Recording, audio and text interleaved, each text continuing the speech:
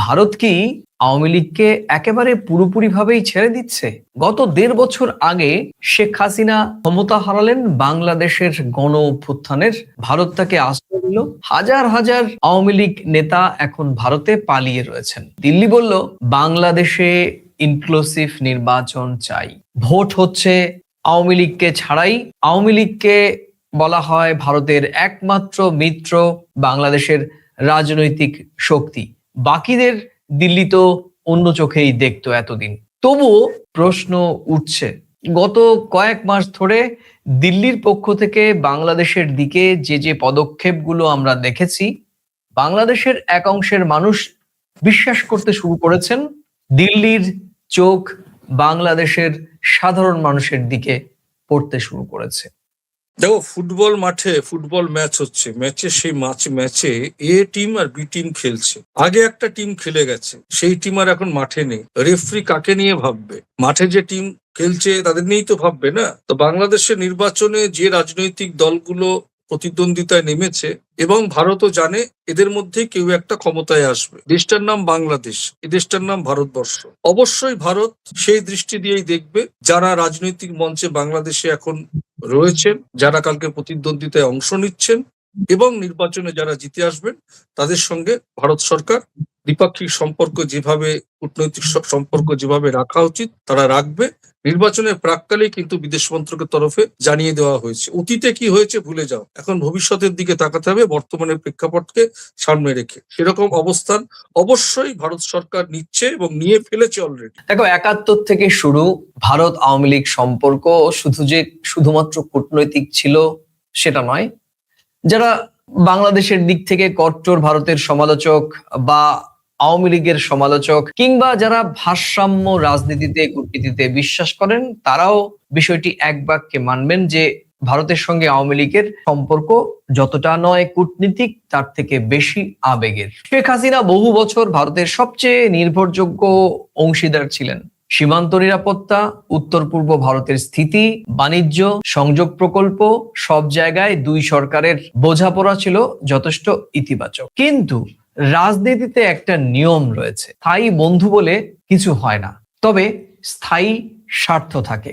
যেমন দিল্লির সাবেক একজন কূটনীতিক সৌমেন রায় সম্প্রতি বিবিসি বাংলাকে দেয়া এক সাক্ষাৎকারে বলেছেন যে ন্যাশনাল ইন্টারেস্টই সবার আগে, পার্মানেন্ট ফ্রেন্ড বলে আসলে কিছু নেই। আর এটাই ভারতের নীতি হওয়া উচিত। তুমি কিভাবে দেখছো? কারণ আমি আরেকটু যোগ করছি, মার্কিন যুক্তরাষ্ট্রের সঙ্গে গত কয়েক মাস ধরে যে শুল্ক যুদ্ধ নিয়ে টানাপোড়েন চলছিল, বিশেষ করে আমরা অপারেশন সিঁদুরের পর যুক্তরাষ্ট্রের রাষ্ট্রপতি ডোনাল্ড ট্রাম্পের সঙ্গে আমাদের প্রধানমন্ত্রী নরেন্দ্র মোদীর বিভিন্ন রকমের টুইটের যে ভার্সন বা কথা চালাচালি হয়েছে, উত্তপ্ত না হলেও দুই দেশের দুই মুখের মধ্যে যে খুব একটা ভালো সম্পর্ক ছিল না বা এখনো নেই, এখনো রয়েছে, সেটাও কিন্তু বলা যাবে না। কিন্তু তারপরেও কিন্তু সামগ্রিকভাবে এই দুটো দেশের সঙ্গে, দুটো দেশের সাধারণ নাগরিকদের, বাসিন্দাদের এবং সরকারের সঙ্গে ওয়াশিংটনের সঙ্গে দিল্লির বা দিল্লির সঙ্গে ওয়াশিংটনের সম্পর্কে কিন্তু ছেদ পড়েনি। এবং এটা সম্ভব হয়েছে শুধুমাত্র দিল্লির সামগ্রিক অর্থে একটি মৌলিক কূটনৈতিক প্রয়োগের ক্ষেত্রে। কেন বলছি মৌলিক? কারণ মার্কিন যুক্তরাষ্ট্রে যে প্রধান রাজনৈতিক দুটো শিবির, ডেমোক্র্যাট আর রিপাবলিকান, এই দুটো শিবিরের সঙ্গেই দিল্লির সম্পর্ক গভীর। এবং সবচেয়ে বড় কথা, দিল্লি মার্কিন যুক্তরাষ্ট্রের সরকারের থেকেও আমার বিশ্বাস সাধারণ মানুষের চোখ দিয়েই এই দেশের সঙ্গে সম্পর্ককে নির্ণয় করেছে। ফলে গত ১ বছর ধরে টানাপোড়েনের পরেও মার্কিন যুক্তরাষ্ট্রের সঙ্গে সম্পর্কের স্থিতি একই লয়ে আছে। প্রথমেই বলি যে ৭১-এর দিয়ে শুরু করব। ৭১-এর ইতিহাস মানে বাংলাদেশের স্বাধীন হওয়ার গল্প। ৭১-এর ইতিহাস, বাংলাদেশ স্বাধীন হলো কিসের মধ্য দিয়ে? মুক্তিযুদ্ধের মধ্য দিয়ে। অবশ্যই অগ্রণী ভূমিকায় ছিলেন আওয়ামী লীগ এবং বাংলাদেশের মুক্তিকামী মানুষ যারা মুক্তিযুদ্ধে অংশ নিয়েছিল। আমি আবারও মনে করাতে চাই বা বলতে চাই, যারা অগ্রণী ভূমিকা নিয়েছিল তাদের পাশে দাঁড়িয়েছিল ভারত সরকার। আবারও বলতে চাই, ভারত সরকার কিন্তু আওয়ামী লীগের পাশে দাঁড়ায়নি। ভারত সরকার দাঁড়িয়েছিল আপামর বাংলাদেশের মানুষের পাশে মুক্তিযুদ্ধে। সেই জায়গা থেকে ন্যাশনাল ইন্টারেস্ট, তুমি যে মার্কিন যুক্তরাষ্ট্রের সরকার এবং ভারত সরকারের যে গত এক বছরে যে টানাপোড়েন, টুইটারের মাধ্যম দিয়ে বিভিন্ন বক্তব্য, ওনার বক্তব্য বলার পর এনার বক্তব্য, সব জায়গা থেকে কিন্তু একটা ন্যাশনাল ইন্টারেস্টের জায়গা থেকে প্রধানমন্ত্রী নরেন্দ্র মোদীও যেমন একগুঁয়ে জেদ ধরে বসেছিলেন, নরেন্দ্র মোদীও যেমন বসেছিলেন, ডোনাল্ড ট্রাম্পও বসেছিলেন, কিন্তু পরিশেষে দেখা যাচ্ছে জাতীয় স্বার্থ রক্ষার্থে কাউকে একটু নামতে হয়, কাউকে একটু উঠতে হয়। সেই পরিবেশ কিন্তু মার্কিন যুক্তরাষ্ট্র এবং ভারত সরকারের মধ্যে গত 24 ঘন্টা বা গত 7 দিনের ফলাফলে সেটা খুব বিস্তৃত প্রকাশ পেয়েছে গোটা বিশ্বের গণমাধ্যমের সামনে। স্বাভাবিকভাবেই এই ছাপটাই, এই চরিত্রটাই কিন্তু রূপ পাবে ভারত এবং বাংলাদেশের সম্পর্কের মধ্য দিয়ে। তার কারণ আমি বলি যে পররাষ্ট্র উপদেষ্টা তৌহিদ হোসেনের যে একেবারে এই অন্তর্বর্তী সরকারের একেবারে যেটা শেষ সাংবাদিক সম্মেলন বলা হচ্ছে, সেখানে তিনি বলেছেন আমাদের সম্পর্কটা থমকে আছে, কিন্তু কোথাও খারাপ হয়ে যায়নি। সেই জায়গা থেকে বলবো, দিল্লি, তুমি জানো যে গত 17 মাসে, আমি আবারও উদাহরণে বলতে চাই যে অন্তর্বর্তী সরকারের প্রধান উপদেষ্টা হওয়ার পর কিন্তু দক্ষিণ এশিয়ার মধ্যে ভারত সবার প্রথম কিন্তু শুভেচ্ছা বার্তা পাঠিয়েছিল ডক্টর ইউনূসকে। দুদেশের রাষ্ট্রনায়কের কিন্তু বিদেশের মাটিতে বৈঠক হয়েছে, সীমান্ত পর্যায়ের বৈঠক হয়েছে। খলিলুর রহমান সাহেব আমাদের দিল্লিতে এসেছেন জাতীয় নিরাপত্তা নিয়ে আলোচনা করতে। তো স্বাভাবিকভাবেই প্রাক্তন প্রধানমন্ত্রী খালেদা জিয়া জানা যায় পৌঁছে গেছিলেন, আমাদের বিদেশ মন্ত্রী। এবং এটাও ঘটনা, এই গত 17 মাসে ওদিক থেকে তৌহিদ হোসেন যা বলছেন, প্রত্যুত্তরে এখান থেকে আমাদের মুখপাত্র রণদীপ জয়সওয়ালও বক্তব্য রেখেছেন। টানাপোড়েনের অনেক বক্তব্য গেছে, সাংবাদিকরা বিভিন্ন সময় বিভিন্ন বক্তব্য করে রেখেছে, কিন্তু সেই বক্তব্য কিন্তু সবসময় মনে রাখতে হবে দুদেশকে সম্মান সূচক তার মতামতটা ব্যক্ত করেছেন। আজকে যেমন পররাষ্ট্র উপদেষ্টা গতকাল বা আজকেই বোধহয় সাংবাদিক সম্মেলন করেছেন, বলেছেন ভারত যেমন তাদের স্বার্থটা নিয়ে দেখেছেন, আমরাও দেখেছি, কিন্তু সম্পর্কটা থমকে আছে। আশা করি এটা আগামী দিন আরো ঠিক হয়ে যাবে। তো এটাই বাস্তব, এটাই হওয়ার ছিল এবং এটা হচ্ছে এবং এটা আগামীতেও হবে। দেখো, 5 আগস্টের পর কি বদলটা চোখে পড়লো আমাদের? ক্ষমতা বদল হলো, আওয়ামী লীগ কোণঠাসা হয়ে পড়লো, বাংলাদেশে দলটির কার্যক্রম নিষিদ্ধ হয়ে গেল। ভারত বলছিল বাংলাদেশে ইনক্লুসিভ নির্বাচন চাই, কিন্তু বাস্তবে কি হলো পরমাশিস? আওয়ামী লীগ ছাড়াই কিন্তু নির্বাচন অনুষ্ঠিত হচ্ছে এবং আর কয়েক ঘন্টা পরেই বাংলাদেশে এই গণতন্ত্রের ঘন্টা বাজবে। ভারত কোনো আনুষ্ঠানিক আপত্তি এখনো পর্যন্ত জানায়নি, কিংবা আপত্তির স্বরে কোনো মন্তব্য, কূটনৈতিক বার্তাও দেয়নি। প্রকাশ্যে কোনো কূটনৈতিক চাপ, সেটারও কোনো নামগন্ধ নেই। আর এখানেই অনেকে মনে করছেন এটি দিল্লির দিক থেকে একটি বড় সড়ো বদলের বার্তা। ওই হাড়িতে যখন ভাত চাপায়, একটা চাল তুললেই, একটা দানা তুললেই বোঝা যায় সিদ্ধ হয়েছে কিনা। ভারতও তোমাকে আগে বললাম, এখন মন্তব্য করার কোনো বক্তব্য নেই, এখন অবজারভেশনে ভারত সরকার বুঝে গেছে এই চালটা সিদ্ধ হয়ে গেছে। বাংলাদেশের রাজনৈতিক প্রেক্ষাপট, পরিবেশটা এখন কি, সেটা ভারত সরকার অলরেডি বুঝে গেছে এবং বিদেশ মন্ত্রক থেকে বেশ কিছুদিন আগেই জানান দিয়ে দেওয়া হয়েছে যে নির্বাচন সুষ্ঠু, অবাধ, শান্তিপূর্ণ হোক, গণতন্ত্র ফিরে আসুক, জানিয়ে দিয়েছে। এটা নতুন করে আর আওয়ামী লীগ কেন অংশ নিল না, কান্নাকাটি করার জায়গা বা আপত্তি জানানোর জায়গা কিচ্ছু নেই। ভোটটা তো বাংলাদেশের মাটিতে হচ্ছে, বাংলাদেশের নাগরিকরা কাকে কাছে টানবেন সেটা তাদের ব্যাপার। যাদেরকেই টানবেন, ভারত সরকার প্রতিবেশী রাষ্ট্রের সঙ্গে যেরকম সম্পর্ক রাখা উচিত সব দিক থেকে, ঐতিহাসিক সম্পর্ক আমরা সকলেই জানি, ভৌগোলিক সম্পর্ক আমরা জানি, বাণিজ্যিক সম্পর্ক, দ্বিপাক্ষিক সম্পর্ক, শিক্ষা, স্বার্থ সব জড়িয়ে আমাদের সঙ্গে। আমরাও জড়িয়ে তাদের সঙ্গে, তারাও জড়িয়ে আমাদের সঙ্গে। আমাদের তো মন্ত্রণালয় থেকে বলেছে, বিদেশ মন্ত্রকের এক একজন তো বলেছেন, মানে আমাদের দপ্তরের কেন্দ্রীয় মন্ত্রী, যে বাংলাদেশের সঙ্গে আমাদের ডিএনএ সম্পর্ক। তো ডিএনএ সম্পর্ক, সন্তান যখন বড় হয় তখন বাবা মারাও ছেড়ে দেয় যে এখনো বড় হয়েছে, ও নিজেরটা বুঝতে শিখুক। তো বাংলাদেশে এখন বাংলাদেশের মানুষ কিভাবে ভালো থাকবে, কি পড়বে, কি খাবে, কাকে সরকারে বসাবে, সেটা তাদের ব্যাপার। তারা বড় হয়েছে, তারা স্বাধীন সার্বভৌম একটা দেশ। একটা সার্বভৌমত্ব দেশের একটা প্রধানমন্ত্রী উৎখাত হতে হয়, সে দেশে সে ঠিক কাজ করেনি বলে আমরা বলছি না, সে দেশের মানুষ জনজোয়ারে বিক্ষোভে তাকে উৎখাত করেছে। সে দেশের মানুষগুলোকে তো অস্বীকার করা যাবে না। সরকারকে তুমি কখন প্রাধান্য দেবে? যে সরকার মানুষের ভোট নিয়ে আসবে, এসেছিল ভোট নিয়ে, কেমন ভাবে এসেছিল আমরা জানি না, তারাই ভালো করে জানেন। সেই জন্যই আজকের এই পরিণতি। একদমই। কূটনৈতিক মহল বলছে দিল্লির আউটরিচ একটি নতুন সমীকরণের গন্ধ কূটনৈতিক বিশ্লেষকরা সামনে আনছেন। সেটা কি, দিল্লি শুধু এখন একটি দলের সঙ্গে সম্পর্ক রাখছে না পরমাশিস। এই কূটনৈতিক বিশ্লেষকরা বলছেন যে বর্তমানে বাংলাদেশে এই মুহূর্তে যে রাজনৈতিক শক্তি রয়েছে, বিএনপি বা জামায়াত, তাদের উচ্চ পর্যায়ের সঙ্গেও বার্তা আদান প্রদান চলছে। আমাদের ভারতের IDS এর একজন সিনিয়র ফেলো সুপ্রীতি পট্টনায়ক বলছেন, ভারত চাইবে না তার সম্পর্ক একটিমাত্র দলের সঙ্গে সীমাবদ্ধ থাকুক। আমি আবার বলছি, BBC বাংলায় সম্প্রতি প্রকাশিত একটি সাক্ষাৎকারে তিনি এই উদ্ধৃতি দিয়ে বলেছেন, ভারত চাইবে না তার সম্পর্ক একটিমাত্র দলের সঙ্গে সীমাবদ্ধ থাকুক। তিনি আরো গুরুত্বপূর্ণ একটি কথা বলেছেন Paramashis, anti Awami League sentiment anti India sentiment হয়ে উঠেছে, আর সেটা দিল্লি বুঝতে পেরেছে। ভারত জানে বাংলাদেশে যদি ভারত মানেই আওয়ামী লীগ ভাবমূর্তি তৈরি হয়ে যায়, তাহলে সেটা তাদের জন্য অর্থাৎ দিল্লির জন্য একটি বড় বিপজ্জনক সংকেত, বার্তাও। কি বলবে? স্বাভাবিক বিষয়টা হচ্ছে, আমার প্রতিবেশী একটি বাড়িতে 4 ভাই, শুধু বড় ভাইয়ের সঙ্গে আমি সম্পর্ক রাখছি, আর 3 ভাইকে দুচ্ছাই করছি, তাই না? সেই 3 ভাই তো আমার তখন বিরুদ্ধাচরণ করবে। তো বাংলাদেশে একটি রাজনৈতিক দল তো নয়, অনেক রাজনৈতিক দল। যে রাজনৈতিক দলের এখন সে দেশে নির্বাচনে অংশ নেওয়ার আর কোনো জায়গা নেই, অন্য 3 ভাই নির্বাচনে লড়ছে। আমার প্রতিবেশীর সঙ্গে সম্পর্ক রাখতে গেলে আমি কেন তাদের কাছে আমি থ্রেটিং বা ভয় না, আমার পলিসিগত কারণে।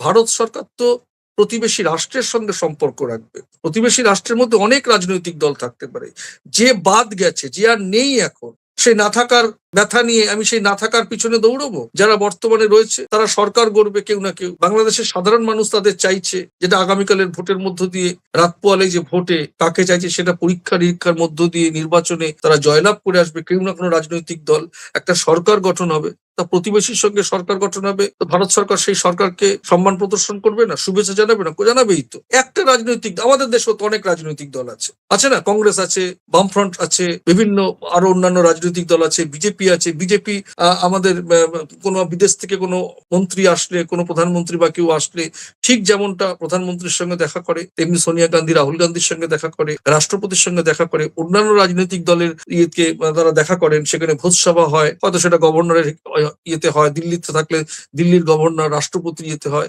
এটাই তো শিষ্টাচার। তো ভারত সেই জায়গা থেকে বেরোবে কি করে? একদমই তাই। আরো একটি বিষয় নিয়ে সম্প্রতি ভীষণ আলোচনা চলছে ভেতরে ভেতরে, গুমরে কাদার মতো বিষয়টি। তুমি বলবে এই গুমরে কাদা শব্দটি কি কেন ব্যবহার করলাম?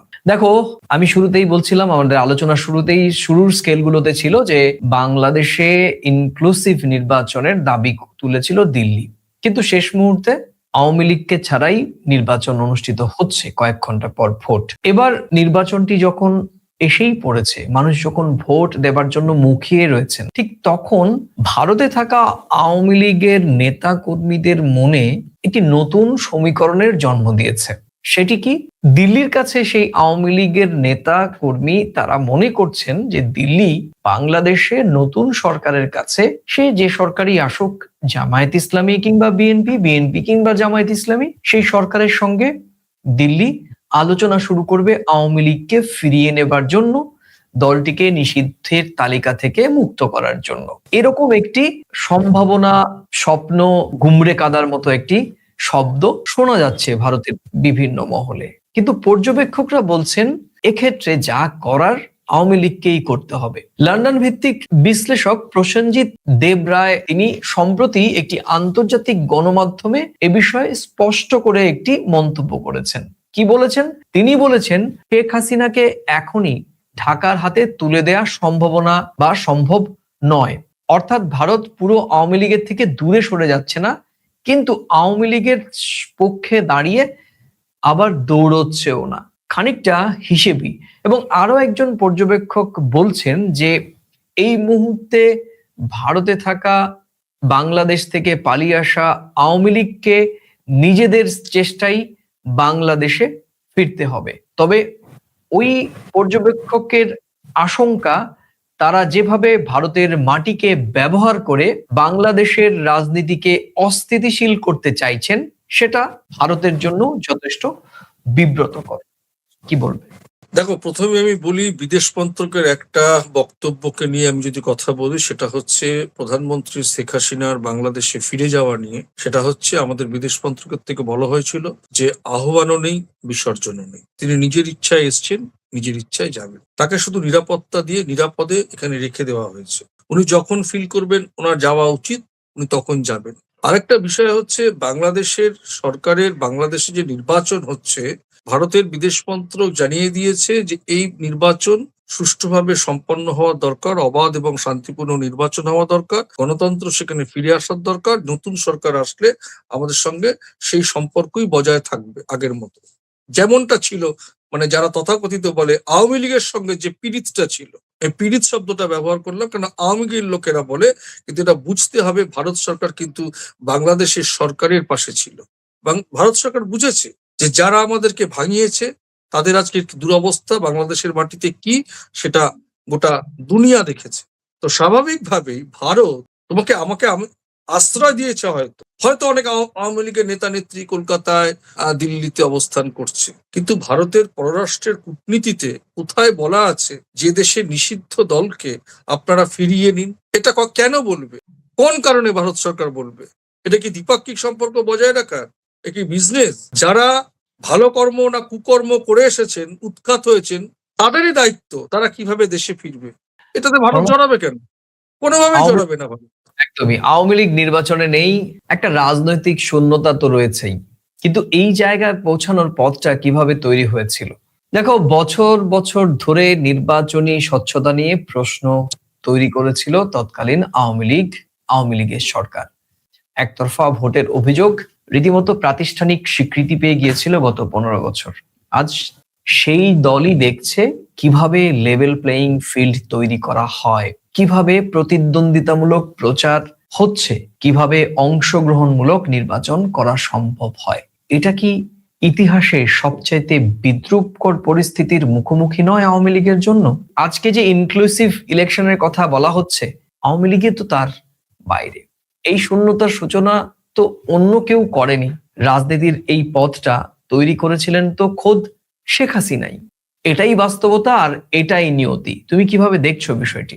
না, আমি শেখ হাসিনার কথা বলবো না। বাংলাদেশে এই জাতীয় নির্বাচন বাংলাদেশের মানুষ তো দেখেছে, বাংলাদেশের মানুষ তো ভোট দিয়েছে, ক্ষমতা এসেছে 15 বছর ধরে একটা দল। তো বাংলাদেশের আগের নির্বাচনও মানুষ দেখেছে, এই নির্বাচনও দেখবে। ইনক্লুসিভ কেন বলবো ইনক্লুসিভ না? এই নির্বাচন তো যারা একটা দল মানে দলকে তারা ওয়াক ওভার দিয়ে দেওয়ার মতন, তারা ভোটে অংশ নিতে চায়নি প্রহসনের নামে, সেটাকে যদি ইনক্লুসিভ ইলেকশন বলা হতে পারে, তাহলে এটা কেন ইনক্লুসিভ ইলেকশন নয়? এখন বাদ পড়ার পর কিছুদিন আগেই বোধহয় অডিও বার্তায় বলেছেন শেখ হাসিনা বাংলাদেশে ইনক্লুসিভ ইলেকশন হয়নি। কেন বলেছেন? এখন নিজের বুকে ব্যথাটা লাগছে বলে বলছে যে আমার মতন আওয়ামী লীগের দল বাংলাদেশে নির্বাচনে অংশ নিতে পারছে না, এটা ইনক্লুসিভ ইলেকশন হচ্ছে না। উদাহরণটা কি টেনেছে?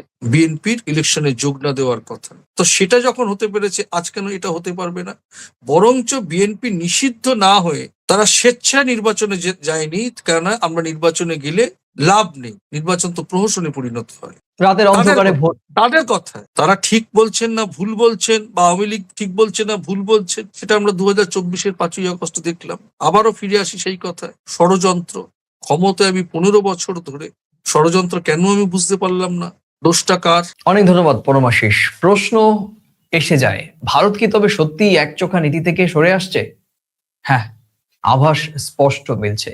ভারত বুঝেছে বাংলাদেশ মানে শুধু আওয়ামী লীগ নয়, বাংলাদেশ মানে জনগণ, অর্থনীতি, ভৌগোলিক বাস্তবতা।